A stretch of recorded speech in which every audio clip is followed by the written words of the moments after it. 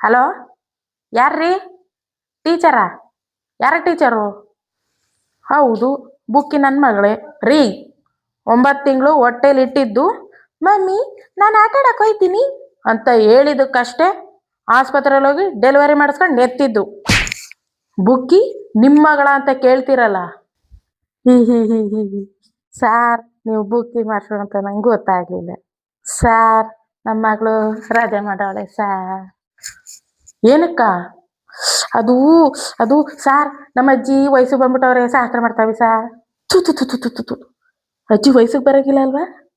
ಅಜ್ಜಿ ಅಜ್ಜಿ ಹಾ ಸಾರ್, ಅಜ್ಜಿಗೆ ಹುಷಾರಿಲ್ಲ ಸಾರ್. ಅಜ್ಜಿ ಹುಷಾರಿಲ್ದೆ ಬಾಯಿ ಬಿಟ್ಕ ಬಿದ್ದೈತೆ ಸರ್.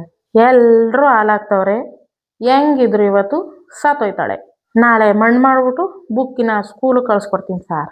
ಸಾರ್, ನಿಜ ಸತ್ಯವಾಗ್ಲೂ ಇವತ್ತು ಅಜ್ಜಿ ಸಾಯ್ತಾಳೆ. ಬುಕ್ಕಿ ಸ್ಕೂಲ್ಗೆ ಹೋಗಿ. ಮಮ್ಮಿ, ಸ್ಕೂಲ್ಗೆ ಹೋಗಿ ತುಂಬಾ ಬೋರು. Home school ಮಾಡಿಸ್ತೀಯಾ? ಲೇ, ಏನೇ ನಿನ್ ಕತೆ? A few moments later. Hello, ಯಾರ್ರೀ? ಬೀಗ್ರ? ಯಾರಿಗೆ? ನನ್ನ ಮಗಳ ಗಂಡನ ಅಮ್ಮನ? ಓ ಬೀಗ್ರೆ, ಹೌದು ಬೀಗ್ರೆ. ಬುಕ್ಕಿ ಮನೇಲೆ ಅವಳೆ. ಪಾಪ, ಅವಳಿಗೆ ಹುಷಾರಿಲ್ಲ. ಜಗಳದಲ್ಲಿ ಅಳಿಯಂದ್ರ ಕೈ ಮುರಿದಾಕ್ಬಿಟ್ಲ. ಅಯ್ಯಯ್ಯೋ ಅಯ್ಯೋ ಬೀಗ್ರೆ, ಹುಷಾರಿಲ್ಲ ಅಂತ ಹೇಳಿದ್ದು ನಂಗೆ. ಅವಳು ನಾನು ನೋಡಕ್ಕಂತವಳೆ. ಅವಳು ಟ್ರಾವೆಲ್ ಮಾಡಿ ಸುಸ್ತಾಗಿ ಮಲ್ಕೊಬಿಟ್ಟವಳೆ. ಆಮ್ಯಾಗ ಫೋನ್ ಮಾಡಿಸ್ತೀನಿ. ಬುಕ್ಕಿ, ಏನೇ ನಿನ್ ಕತೆ?